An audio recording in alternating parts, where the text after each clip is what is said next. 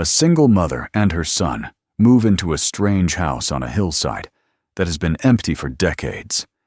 Inside, they find something no one would expect. One winter changes their lives and reveals a long-forgotten secret. Subscribe to the channel and write in the comments which city you are watching from. The letter arrived on a Tuesday, slipped between a grocery flyer and a late electricity bill. Its official envelope already creased, as if it had traveled a long way before finally reaching her kitchen table. She almost threw it away without opening it. At that point in her life, anything that looked formal usually meant trouble. Another reminder of what she owed, another notice that something was overdue, another thinly veiled accusation that she was failing to keep up. Only the unfamiliar return address made her pause.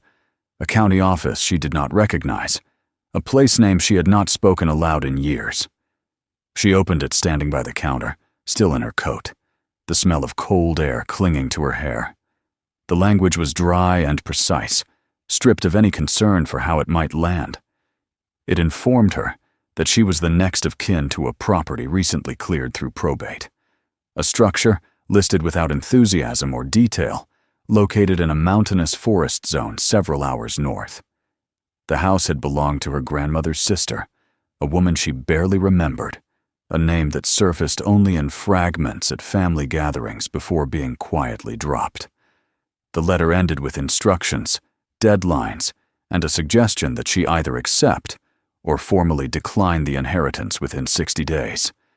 She read it twice, then a third time, as if repetition might reveal something hidden between the lines. A house. Not an apartment, not money, not a bank account, but a house. Or rather, a structure, as the document carefully called it. No assessed value was listed, no estimated worth, just coordinates, a parcel number, and a note that the building was currently classified as non-residential due to its condition and prolonged vacancy. Her first reaction was irritation. This was not help. This was not relief. This was another complication dropped into a life already held together by routine and exhaustion. She set the letter down and went to wake her son for school, pushing the thought aside the way she had learned to push aside anything that did not demand immediate action. He was 8, thin for his age, with the kind of quiet presence that made teachers describe him as well-behaved, and relatives worry that he was too withdrawn. The divorce had done that. Or maybe it had simply revealed what had always been there. She shook him gently, watched him surface from sleep, and helped him into clothes that had been washed too many times but still fit. Breakfast was toast and peanut butter, eaten quickly at the small table by the window, while she drank coffee that had gone cold before she remembered to take a sip. The letter followed her through the day. It sat folded in her bag while she worked, then reappeared that evening when she emptied her pockets onto the counter. She read it again after her son went to bed, standing in the quiet kitchen with the overhead light buzzing faintly. This time, she noticed details she had missed before. The house had been passed down several times, each transfer noted in the county records, each owner holding it briefly before relinquishing it to the next generation. No sale records, no renovation permits, no sign that anyone had tried, in recent decades, to make it livable. She called her mother the next day. Her mother sighed before she even finished the first sentence. Yes, she knew the place. Yes, it had belonged to Aunt Eleanor, though no one had called her that in years. No, she had never been there herself. People didn't go back. That was all she could really say. It was old, strange, inconvenient, too far from anything. The family had always treated it like a responsibility passed along until someone finally let it go. Why anyone had kept it at all was a mystery, but no one wanted to be the one who officially severed the line. When she mentioned considering a visit, her mother's tone changed. "Why would you do that to yourself?" she asked. "You have enough to worry about. Take the sensible route. Decline it. Let the county deal with it. It's not worth anything." After the call ended, she sat on the couch and stared at the wall long after the room had gone dark. Not worth anything. The phrase echoed in her head, attaching itself to thoughts she'd tried not to name. She thought about the apartment lease that would expire in 6 months, the rent increase already hinted at. She thought about the job that paid just enough to keep her afloat as long as nothing went wrong. She thought about her son, how small he had looked standing in the schoolyard that morning, swallowed by noise and movement. She did not imagine the house as a solution. She did not imagine a fresh start or a dramatic escape. She imagined it as a question she could not ignore. If she declined it, that would be final. Another door closed without ever knowing what was behind it. If she accepted it, even temporarily, she would at least be choosing something, instead of being carried forward by habit and fear. 2 weeks later, she packed the car. They brought only what they could fit without effort. Clothes, food for a few days, blankets, tools she already owned. She told herself it was just a visit, an inspection, a way to gather information before making a decision.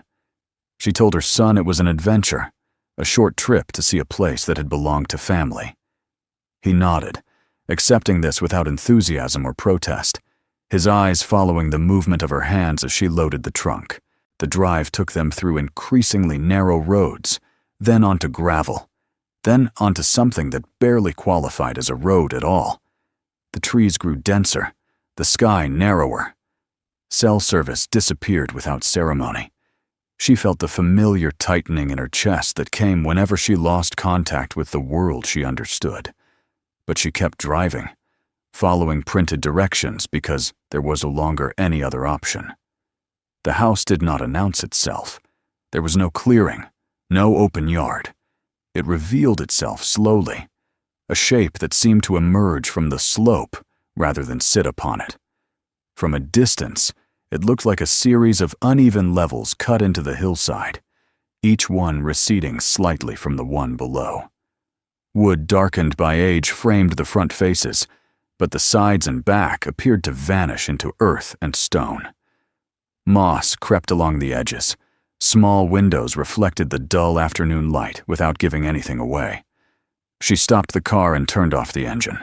The silence pressed in immediately, thick and unfamiliar. Her son leaned forward, peering through the windshield. "Is that it?" he asked. She nodded, though she was not entirely sure. Up close, the structure felt less like a house and more like a part of the land that had been shaped, reluctantly, into something human. The front door was heavy, the wood scarred, but intact. When she pushed it open, the hinges protested softly, then gave way.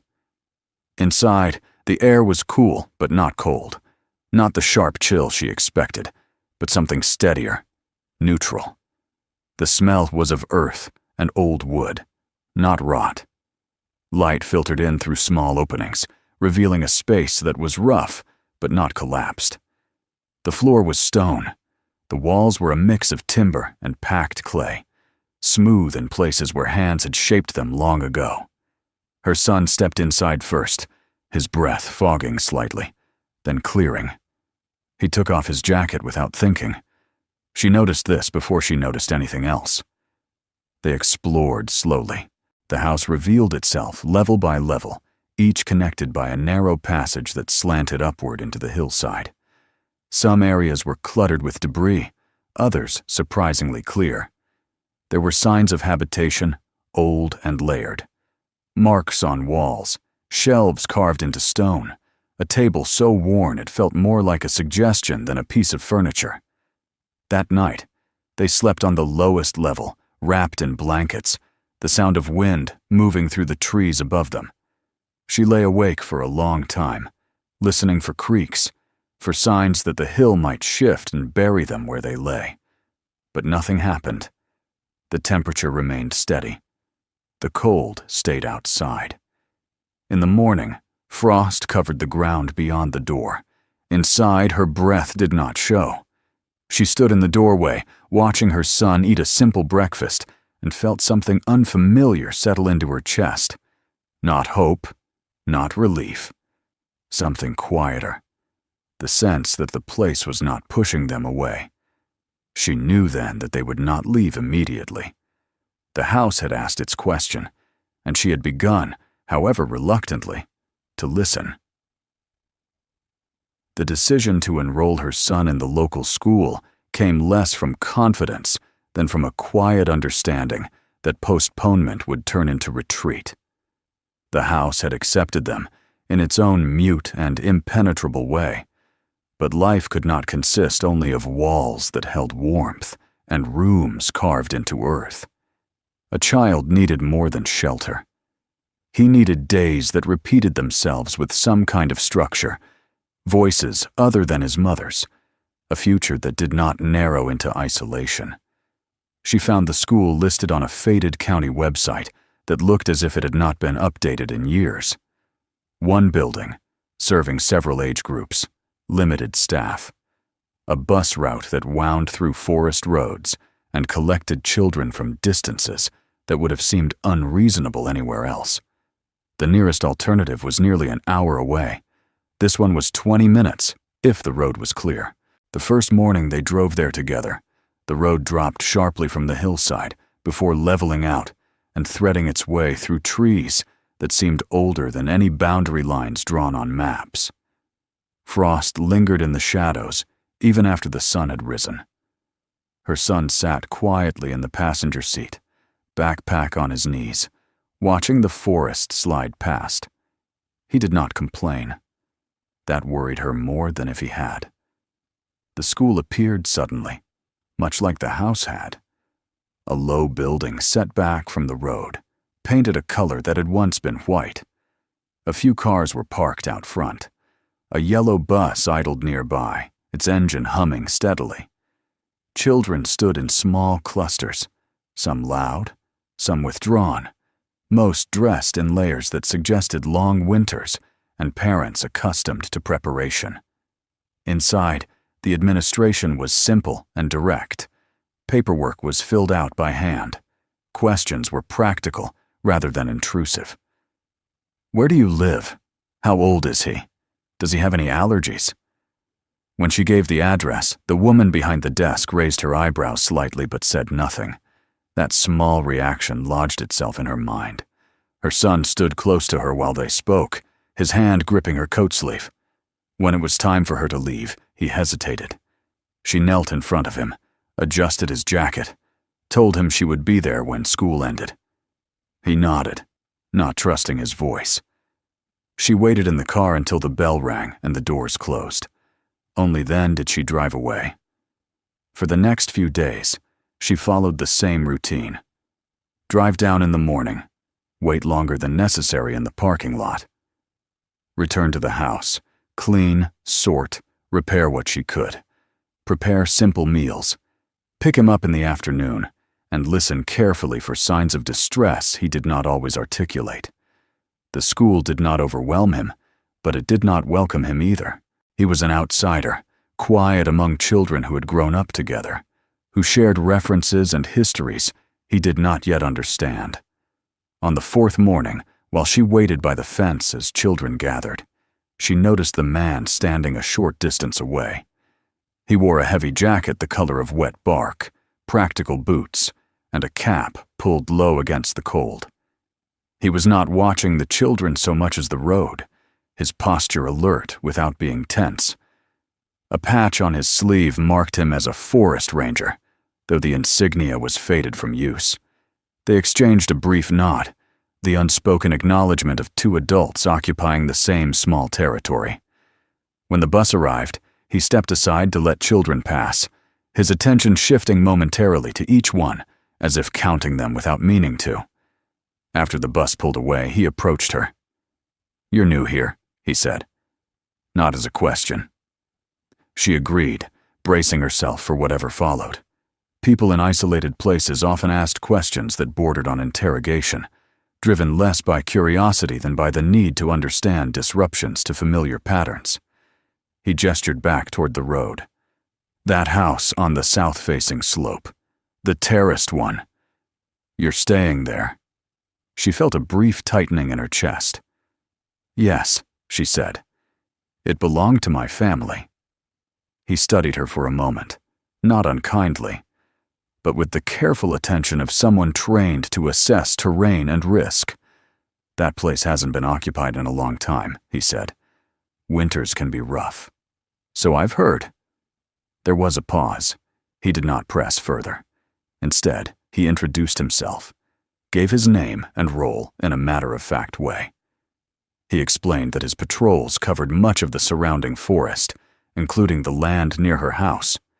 If she needed anything related to access, roads, or safety, she could contact the ranger station, though he admitted the response might not be immediate in winter. It was a practical exchange, stripped of warmth or suspicion. When he left, she realized she had been holding her breath. As the days passed, the rhythm of school began to shape their lives. Her son came home with small observations rather than stories. Names of classmates, the layout of the building, the fact that the teacher kept a plant by the window that no one was allowed to touch.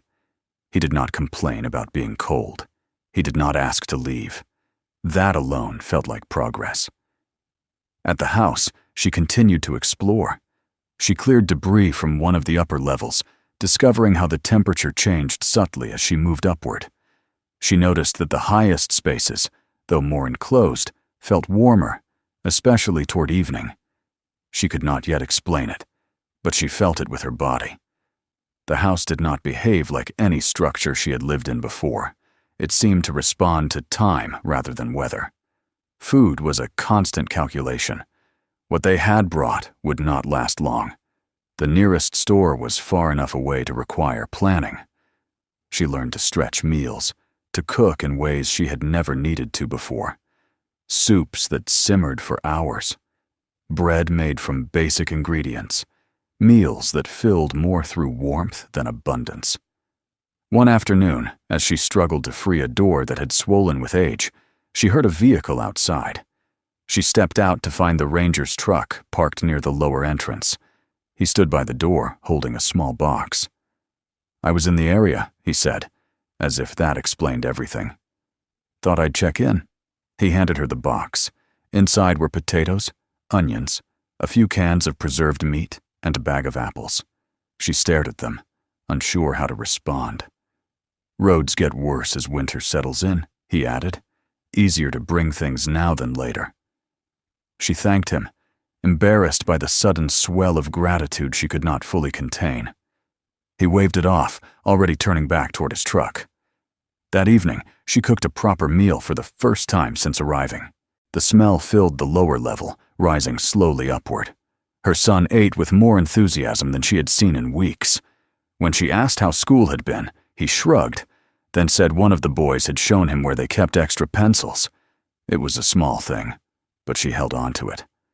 Over the next weeks, the ranger returned occasionally, sometimes with supplies, sometimes just to ask how things were going. He never stayed long at first. He never asked questions that felt invasive. Gradually, his presence became part of their routine, as predictable and unremarkable as the school bus or the changing light in the house. She did not think of him as help, not yet. He was simply someone who existed in the same landscape, who understood the roads and the seasons and the particular challenges of living where they did. That was enough. By the time the first heavy snow fell, her son no longer asked when they would go back. He spoke instead of the hill behind the school, of the way the forest looked when the ground was white, of how warm the house felt at night. She listened, knowing that without realizing it, they had crossed a line they could not easily uncross. The road that led back to their old life still existed. She could imagine it clearly. But each morning, as she drove toward the school and watched her son walk through its doors, that road felt farther away, less urgent, less real. Winter did not arrive all at once. It gathered itself slowly in the forest, testing the land with colder nights and mornings that refused to thaw. Frost lingered longer each day, and the road that connected the Hillside house to the school became narrower, edged by ice that glittered deceptively in the low light. She learned to drive it cautiously, memorizing every bend, every place where meltwater pooled and refroze before dawn. Inside the house, the change was subtle but unmistakable. The air grew denser, the silence deeper. Snow muffled the outside world until even the wind sounded distant, as if it belonged to another place entirely. Yet the interior remained steady, not warm in a way that suggested comfort, but calm, resistant to extremes.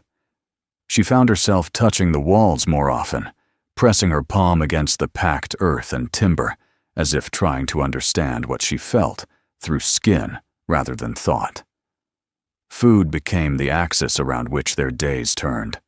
What had once been casual now required attention.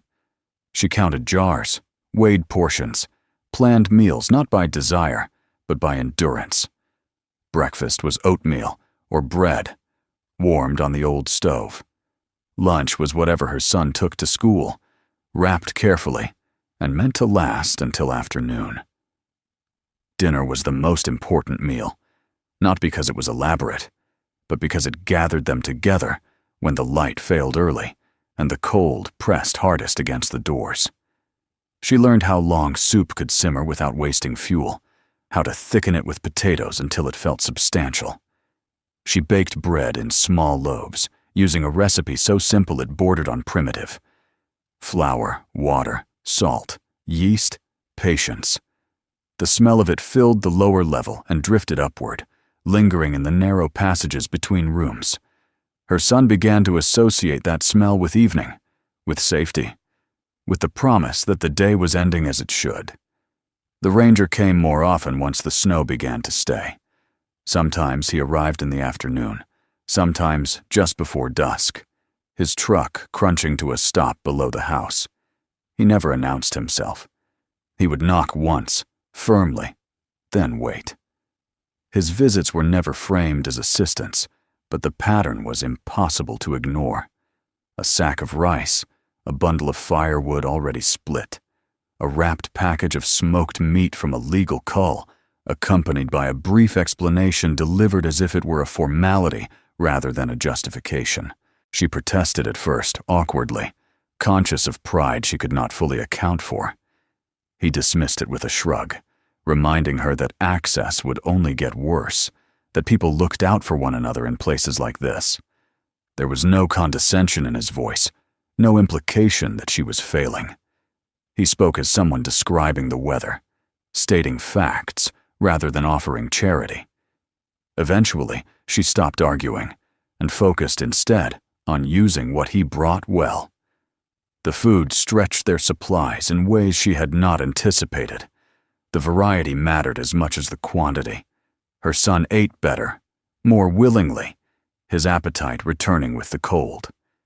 He spoke more at the table now, recounting small details from school, observations that would have seemed insignificant anywhere else, but felt precious in the narrowness of their world. One evening, the ranger stayed longer than usual.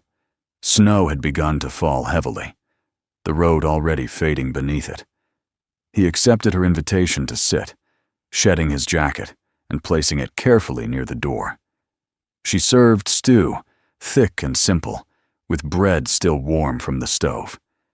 They ate in silence at first, the sound of spoons against bowls echoing faintly in the low-ceilinged room. Her son watched him with open curiosity, less guarded than she was.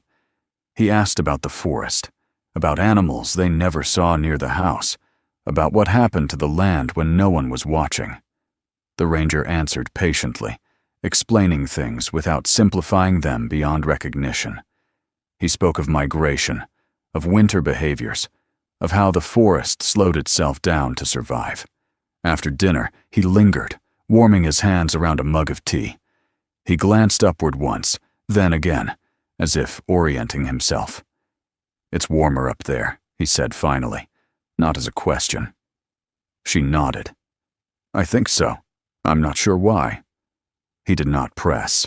Instead, he rose and followed her as she showed him the narrow passage leading to the next level.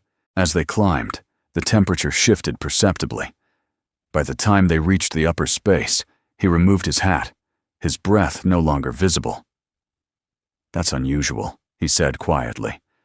She felt a flicker of something like validation, though she had not yet named the thing being validated. She had noticed the warmth, but she had not trusted it. Hearing it acknowledged by someone else made it real, in a way her own observations had not.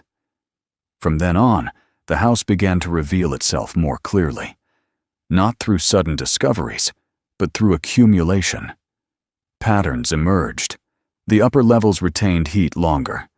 The lower spaces stayed cool, but never cold. Even when the fire burned low overnight, the temperature did not drop the way she expected. She found herself sleeping more deeply, waking less often to the sound of wind or the imagined creak of shifting earth. Her son noticed it too.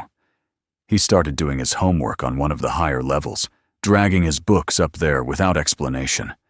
When she asked him why, he shrugged and said it felt better there. Warmer. Quieter. School settled into routine. He no longer hesitated at the door. He had found a place for himself, modest, but real.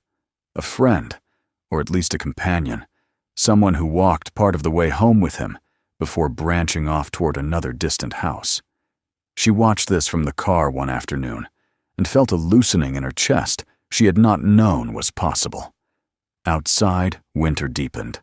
Snow piled against the front of the house, forcing her to clear paths daily. The ranger showed her how to do it efficiently, where to throw the snow so it would not drift back, how to read the wind. He spoke less now, comfortable in shared tasks that did not require explanation. Meals became a ritual rather than a necessity. Even when he did not visit, the memory of those evenings lingered. When he did, they ate together without ceremony. Sometimes they talked. Sometimes they did not. The silence was not heavy. It was companionable, shaped by the shared understanding that not everything needed to be filled.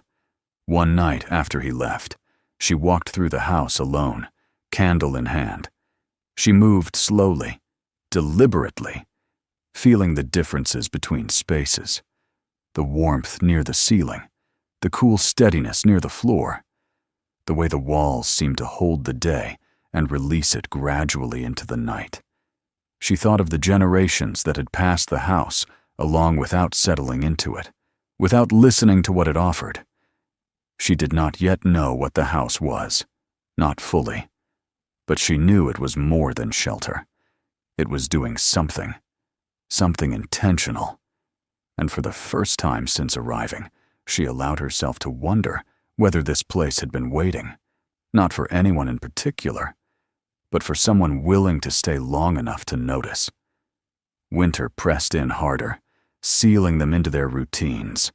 The road became unreliable. The outside world shrank. Inside, warmth gathered, meals continued, and help arrived in the form of presence rather than rescue. She did not think of herself as being saved. She thought instead of being supported by something older and quieter than any plan she might have made. The house, the school, the shared table. These were no longer temporary measures. They were the shape her life had taken, almost without her consent. And as the snow fell thicker around them, she understood that leaving would no longer be simple, even if she wanted to. The winter settled into its deepest register, with a quiet authority that did not announce itself.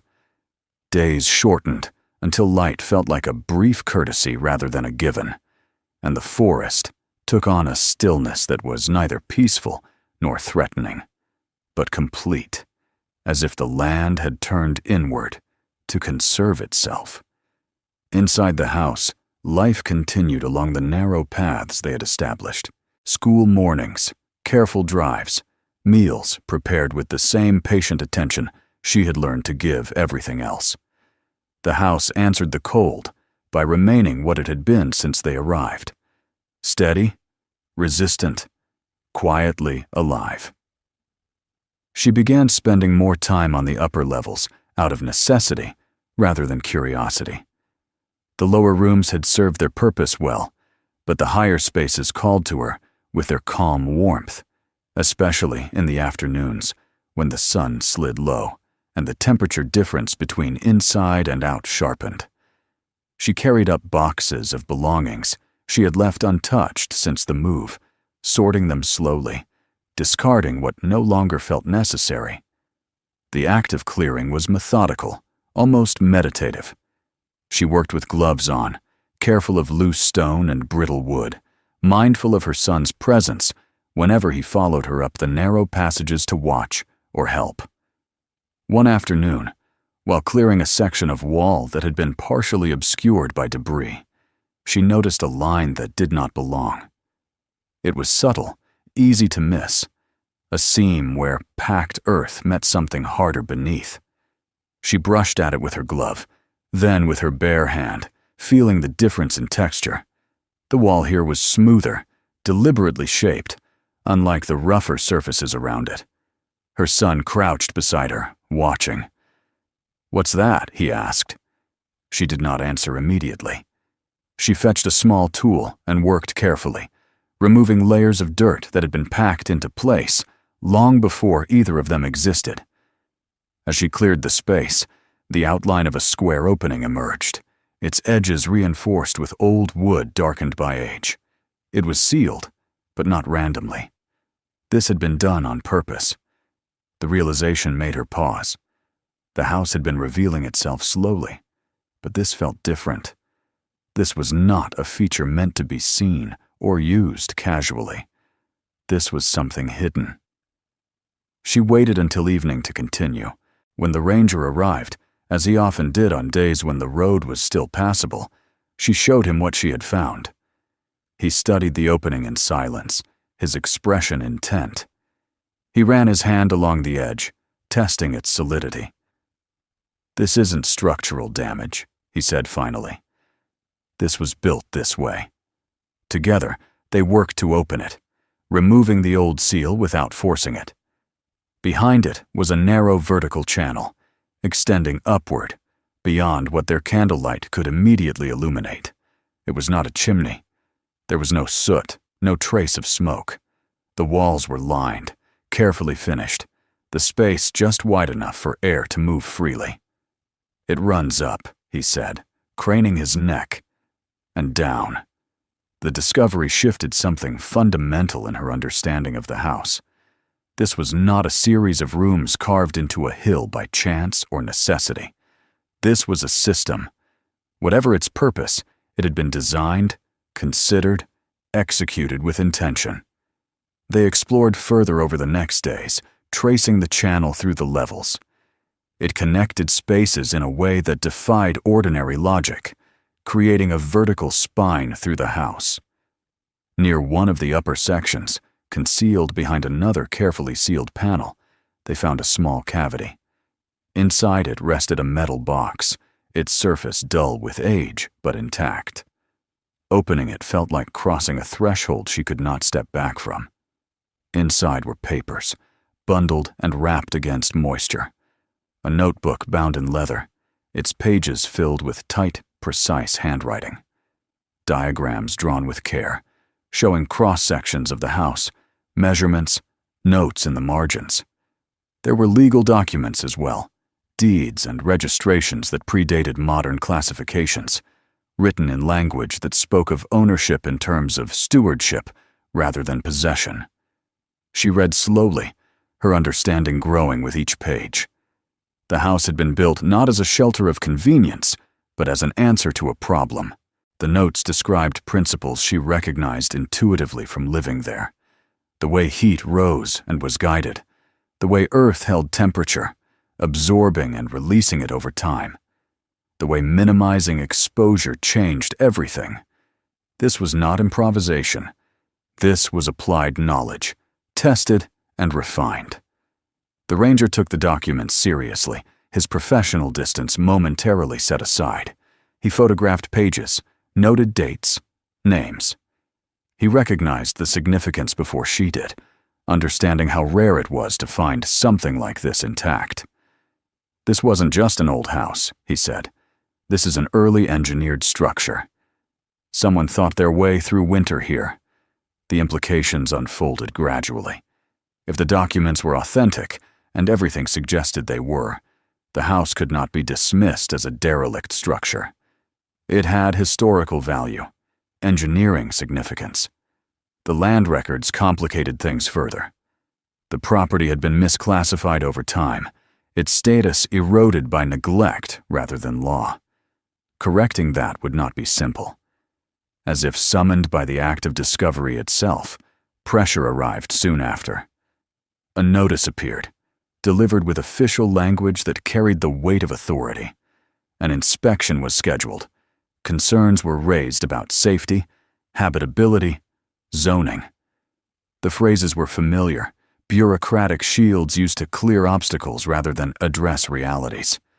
She felt the old fear return, sharp and immediate. The house that had sheltered them now felt vulnerable. The stability she had begun to trust showed cracks, not in its walls, but in the systems that governed it from a distance. She imagined being told to leave, to uproot her son again, to explain why the place that had finally felt right was being taken from them. The ranger did not minimize the situation. He explained what inspections meant, how decisions were made. He also explained the power of documentation, of evidence presented clearly and correctly. He offered to help, not as a favor, but as part of his responsibility to the land and its history. They spent evenings poring over the notebook, deciphering old terminology, matching diagrams to physical spaces. Her son listened from the edge of the room, absorbing more than she realized. He began pointing out connections himself, tracing paths with his finger, asking questions that forced them to articulate what they were only beginning to understand. The house, she realized, was no longer just a place they lived. It was a testament, a record of thought preserved in earth and timber. Someone had built it with the future in mind, even if they could not have known who would inherit it. As snow continued to fall and the outside world narrowed further, the stakes grew clearer. This discovery could secure their place here, or it could draw attention that would destroy it. She stood one evening on the upper level. The warmth gathered around her, and felt the weight of the choice forming ahead. Whatever happened next, she would not walk away without trying to protect what had been entrusted to her, intentionally or not. The house had revealed its secret. Now it demanded something in return. The notice arrived on a morning that looked deceptively gentle. Snow lay undisturbed on the slope, the forest hushed beneath a pale sky that promised nothing more dramatic than cold. She found the envelope wedged into the doorframe, its edges already damp from melting frost. The paper was thick, official, its weight out of proportion to the few sentences it contained. She stood there, reading it twice, then a third time, the words rearranging themselves each time into something more threatening than the last. An inspection, a preliminary determination, concerns regarding structural safety and residential suitability, temporary occupancy under review. The language was careful, distant, as if the people who wrote it had never stood inside the house, never felt the difference between the air near the floor and the warmth that gathered overhead, never heard the quiet patience of walls that had held winter at bay for longer than memory could account for. The letter concluded with a date and a list of requirements: documentation, access, compliance. She closed the door and leaned her back against it, the cold seeping through the wood into her shoulders. Her son was still asleep upstairs. For a moment, she considered not waking him, letting him stay in that untroubled place where the house was simply home, and winter was just a season that required thicker socks. But the sound of the kettle on the stove pulled her back into motion, and with it, the understanding that nothing could be postponed anymore. They spoke about it that evening after dinner, the three of them seated at the table in the lower level. The ranger had arrived earlier than usual, sensing something in her voice when she called. She laid the letter between them like a physical object that needed to be navigated around. He read it carefully, his expression tightening in places she could not immediately read. "This doesn't mean eviction yet," he said finally. "It means they're looking for a reason. Sometimes they already have one in mind." Her son watched them closely, picking at his food. "Are we leaving?" he asked, his voice steady but thin. She reached across the table and took his hand before answering. "No," she said. "Not unless they make us. And we're not there." The ranger nodded. "The documentation you found matters," he said. "A lot. But it has to be presented correctly. If they frame this as a safety issue, they'll move fast. If it becomes a historical and engineering question, things slow down. Slower means room to argue." The days that followed were filled with a new kind of labor, not the physical work of clearing debris or hauling supplies, but the careful assembly of proof. They spread the documents across the table, comparing dates, tracing ownership, identifying references that could be corroborated by archives. The ranger contacted colleagues, not all of whom were pleased to be involved. Some cautioned him to stay within his role. Others quietly offered advice, names, pathways through bureaucracy that might otherwise remain closed. She felt the pressure most acutely in small moments, driving her son to school, wondering if it would be the last week he walked through those doors. Watching him do his homework in the upper level, the warmth settling around him like an unspoken promise. The idea of breaking that rhythm filled her with a grief that felt anticipatory, as if she were already mourning something not yet lost. The inspection date loomed. Snow continued to fall, complicating access, but not enough to cancel. She cleaned obsessively, as if order might influence judgment. She worried about the uneven floors, the narrow passages, the unconventional layout that would invite skepticism. She rehearsed explanations in her head, tried to translate lived experience into terms that could survive scrutiny. On the morning of the inspection, 2 vehicles arrived. A county official she had spoken to briefly on the phone, and another man she did not recognize, carrying a clipboard and wearing an expression of practiced detachment. They shook hands perfunctorily, their attention already scanning the structure as if looking for confirmation of pre-existing conclusions. She led them through the house, answering questions as they came. Yes, she lived there full-time. Yes, her child did as well. Yes, she understood the concerns. No, she did not believe the house posed an imminent danger. She spoke calmly, keeping her voice level even when the words felt inadequate. They noted the absence of conventional heating. They commented on the earth-integrated walls. They measured ceiling heights and scribbled notes she could not read. One of them frowned openly at the vertical channel, calling it unconventional, possibly unsafe. "This is an airflow system," she said, surprising herself with the steadiness of her explanation. "It's part of the original design. It distributes heat vertically." The men exchanged a glance that suggested skepticism rather than curiosity. The ranger intervened then, stepping into the conversation with a confidence that shifted the dynamic. He spoke not as a neighbor or a friend, but as a professional, framing the structure in terms they could not dismiss outright. He referenced early engineering principles, historical precedents, documented evidence. He produced copies of the diagrams, the notebook, the land records, laying them out with deliberate care. The atmosphere changed, not dramatically, but perceptibly. The inspectors slowed down. They asked different questions. They took photographs with more attention. The house, which had seemed like an inconvenience to be resolved, became something that required thought. Still, nothing was decided that day. They left with assurances that findings would be reviewed, determinations made. She watched their vehicles disappear down the road, feeling as if the ground beneath her had shifted, not physically, but in the fragile sense of balance she had come to rely on. The waiting that followed was worse than the inspection itself. Days stretched without news. She continued their routines with exaggerated care, aware that normalcy was both comfort and illusion. Her son sensed the tension despite her efforts. One evening, as they prepared for bed, he asked if the house could be taken away. "I don't know," she said honestly, "but we're doing everything we can." "I like it here," he said. "I don't want to go back." She held him longer than usual that night, listening to his breathing until it slowed. Afterward, she climbed to the upper level and stood alone. The warmth gathered near the ceiling, wrapping around her like a living thing. She pressed her hand against the wall and felt the stored heat radiate back, steady and patient.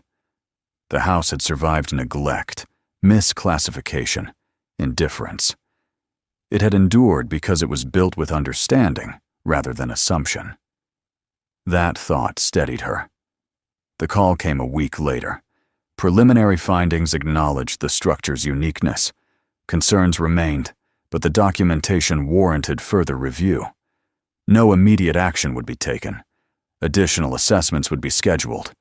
Time, at least for now, had been granted.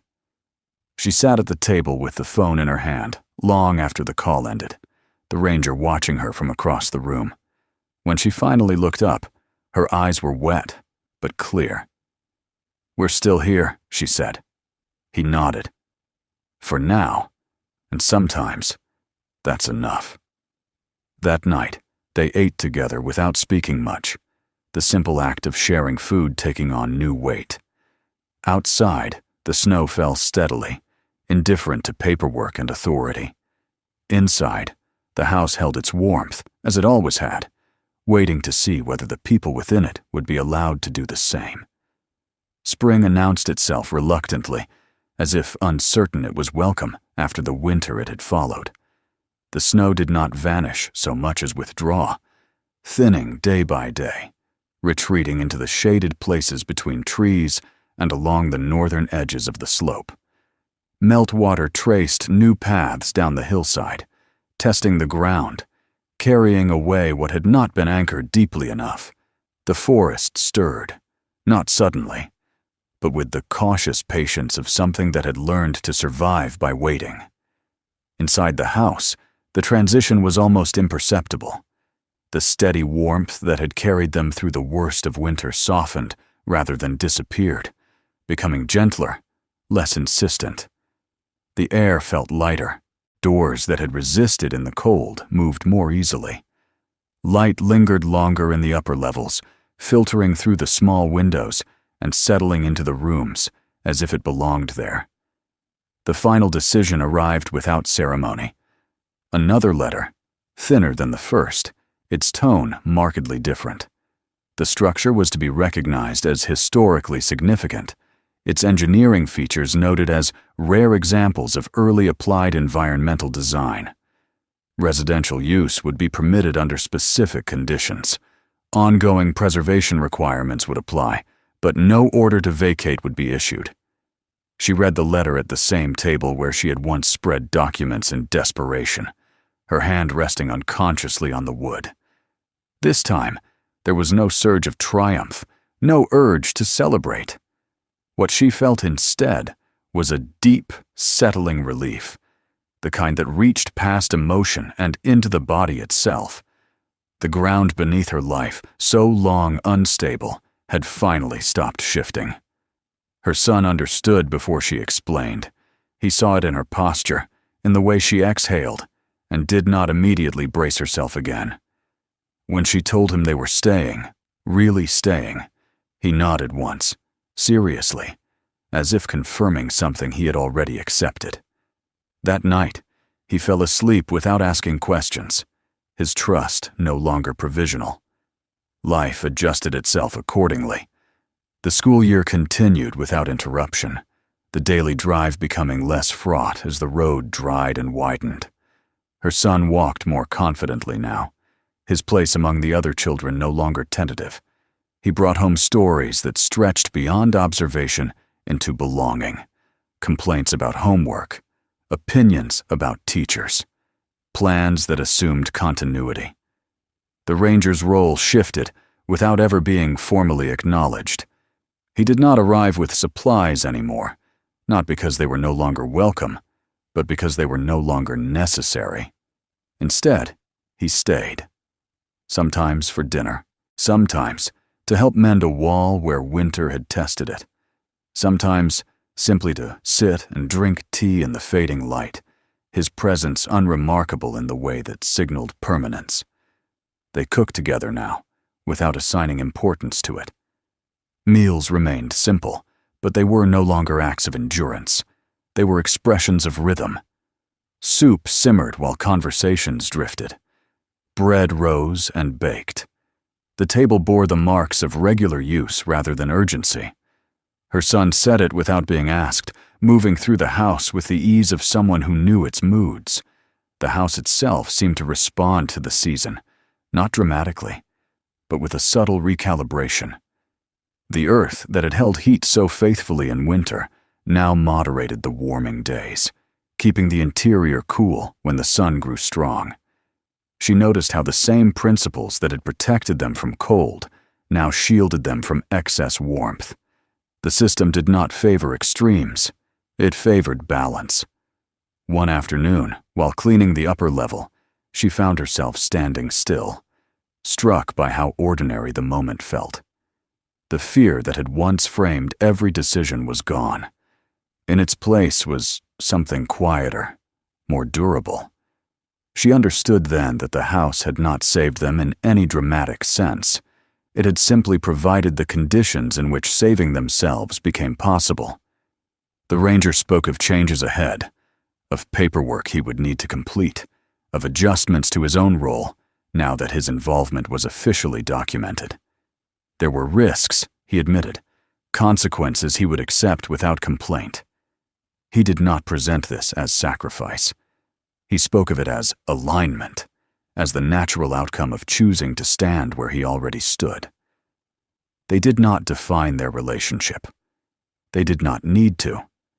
It unfolded through shared tasks, through evenings that ended without urgency, through mornings that assumed each other's presence. Her son accepted him without hesitation, not attaching labels, simply making space. The house settled into its new chapter as if it had been waiting for it. Repairs were made with care rather than haste. Adjustments honored the original design instead of overwriting it. The documents were stored safely, no longer hidden, but not displayed either. They were part of the structure's memory, not its decoration. On a late spring evening, they sat together on the upper level, the windows open to air that carried the scent of thawed earth and new growth. The forest sounded alive again, layered with movement and possibility. Dinner had been eaten, dishes cleared. Her son leaned back in his chair, content in the loose, unguarded way of someone who no longer needed to monitor his surroundings for danger.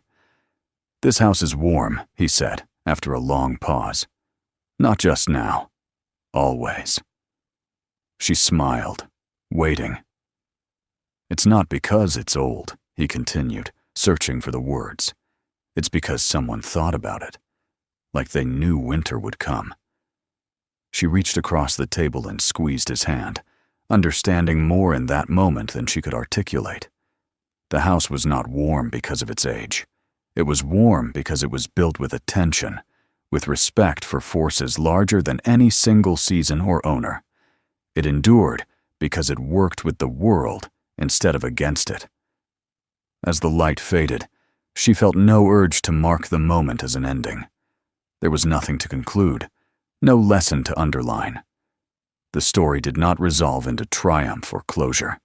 It simply continued, grounded now in something that could carry weight. The house had stayed. And because of that, so had they. If this story mattered to you, subscribe to the channel. More stories like this are coming next. Watch other videos on the channel to continue the journey.